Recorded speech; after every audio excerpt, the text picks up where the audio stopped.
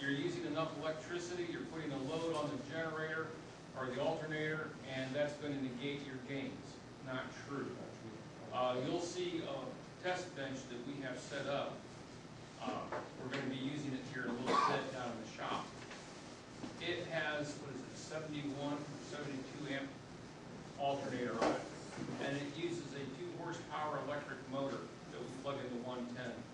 So with less than 2 horsepower, we can pull a full 70 amps out of that alternator. You're going to make substantially more than that horsepower.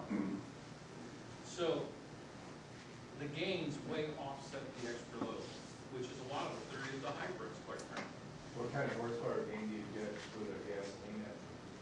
Don't have that on the dyno yet. And that's going to vary, so I'm not sure. We're hoping to do that here. In the tempo, I can't feel the difference, but it's a wuss. And, eventually, I'm going to put one of these on my 98 Grand Caravan, which is an OBD2 vehicle. The tempo is OBD1. We put one on a non-emission controlled Camaro, an older Camaro a student had. And we didn't have it on a dyno, but when it was sitting and idling, 145 was the time when I sent my students out during the week. When it was sitting and idling, this thing was idling at 600 RPM, and we turned on the hydroxy gas generator, and it went to 800 RPM, sitting and idling. So there's a substantial difference. He said it ran better and he had more power. That's a seat of the pants answer. Don't know. In the tempo, I can't feel the difference, but it does increase the fuel mileage. I just installed Sure. I just installed a large dry cell, similar to that one that's being passed on. It's a 31-plater, a 5-cell unit, onto a concrete mixer, a local company. And we haven't got mileage results yet. We've had a few teething problems with it, but he noticed right away, carrying a full load of concrete through a section of freeway that he travels often, that he never could get flat out. The best he could ever do with a full load of concrete was 55 miles an hour. He took a full load with the generator operating, and he didn't feel the difference. When he looked down, he was doing 60. He says, I never, ever before was able to get that kind of speed. So something's happening here. See any difference in driving his hydraulics on this one? It's way too soon to tell. We just put this thing on. Last week, and I have some teething problems that I have to go take care of with it. Where my understanding is from people that I converse with is that they really shine, the diesel really shines in the idling mode with the introduction of HHO. The fuel consumption goes way down when they sit idling. In other words, in semi-parked overnight, the guy's sleeping with the heater on or whatever. I know it's very premature, but do you see this as a path for eliminating the regenerative traps that they're requiring? Not necessarily, because once the government makes standards, they love them and they stick to them. It's like temporary taxes. Yeah. Kind of like the income tax, that was temporary. Yes. So how the regulations are going to work out with it. One thing that's an issue with this, folks, is it's a system you have to maintain, you have to monitor and fill. It's going to consume water and electrolyte. It's not going to stay full. Interesting little piece of trivia. 80% of the cars built in 1920 coming out of the assembly line met the emission standards for 1990 automobiles.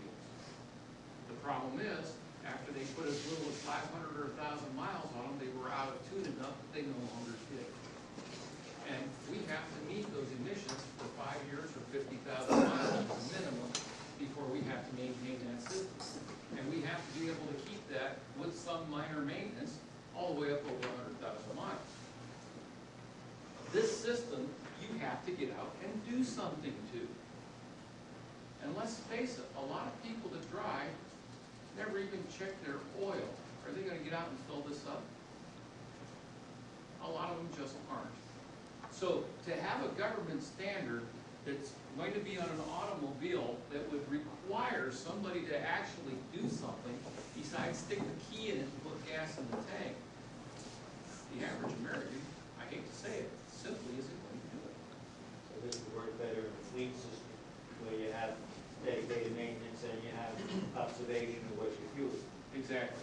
I think that when gasoline gets back up at $4, $5, $6, $7 a gallon, I think people are gonna start changing the way they live. Then people They will may- pay more They may attention. consider, hey, maybe I'll look in that tank. A 20% improvement on a tempo, let's face it, when you're getting 4, maybe even more per gallon, more people will be willing to get out and check it. And when they don't check it and it goes empty, and their mileage drops back off, they'll probably get out and check it. But when gas is affordable and it's not hurting their pocketbook, they don't. 136,000. No. And its efficiency. How often do you have to fill it? Every 2 tanks of gas. 2 tanks of gas. It depends on the car, it depends on how much you drive, it depends on the design of yourself, there's no set standard for it, it varies with every design. Yeah. I have some over-the-road trucks, and I did quite a bit of research on the hydrogen, to put on the over-road truck.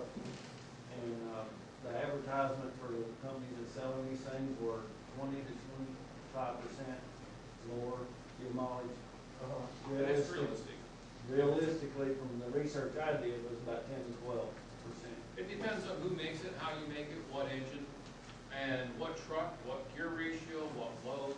Yeah, all some of the those reading things I'd are- done was, the companies that were saying they was getting 25% was also like changing the tire size or running a different load, running in different areas, colder or warmer temperatures.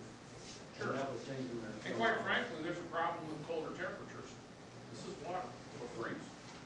We have to do something about that. It would seem to me, if you're a trucking company and you have a fleet of trucks, or even if you have 2 or 3 trucks, 25% would be fantastic, 30% would be terrific, 15% is gonna open your eyes. At high fuel prices, yeah, but what I figured up for the, and this was buying these kits, it was gonna take over 2 years to be able to save them money to pay for this kit.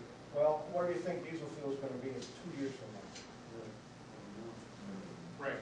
I mean, where was it, What would your guess be? where was Is gonna it be a less than year it is ago today? to where it is now? I mean, Where was it a year ago to where it is now? Right, it's, You know, I paid $5 a gallon. Say for 2 it. years ago, it was $6 now, so.